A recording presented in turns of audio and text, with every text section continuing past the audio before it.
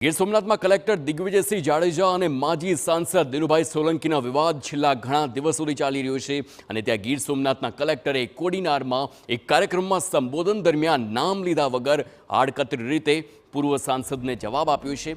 દિગ્વિજયસિંહ જાડેજાએ કહ્યું કે હું કામ કરી કોઈ ઉપકાર નથી કરતો, પગાર લઈ રહ્યો છું, મને ટીકાઓ પણ મળે છે, હું સોમનાથ મહાદેવનો નાનેવો ગણ છું, મહાદેવ ઝેર પી લીધું હતું, થોડું તો હું પણ પચાવી લઈશ। આ સાથે જ તેમણે ખનીજ ચોરી અટકાવવા મુદ્દે પણ કહ્યું કે 26 કરોડની ખનીજ ચોરી ઝડપી છે, લીઝ ધારકો રોયલ્ટી ભરજો નહીતર તવાય ઉતરશે।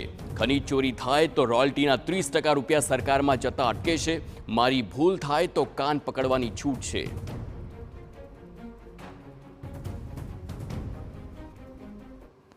સોમનાથ મહાદેવનો ગણ તું ઝેર તો હોય પીએ।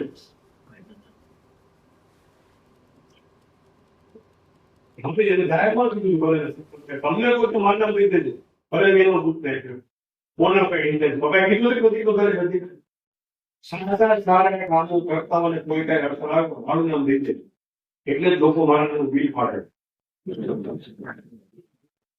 મારો હેતુ એટલો છે કે આખા જિલ્લાના જે ગ્રાન્ટ આવે છે, જેના માટે આવે છે, બજેટમાં જે પ્રોવિઝન થાય છે, આપણા સન્માનનીય સંસદ સદસ્ય ધારાસભ્યશ્રીઓ, ચૂંટાયેલા સરપંચશ્રીઓ, જિલ્લા તાલુકા પંચાયતના સભ્યો જે કામ સૂચવે છે, લોકોની માંગણીને ધ્યાનમાં રાખીને જો એ અમને સમયમર્યાદામાં પૂરા ના કરી શકીએ તો અમને આ હોદ્દા પર બેસવાનો કોઈ હક નથી।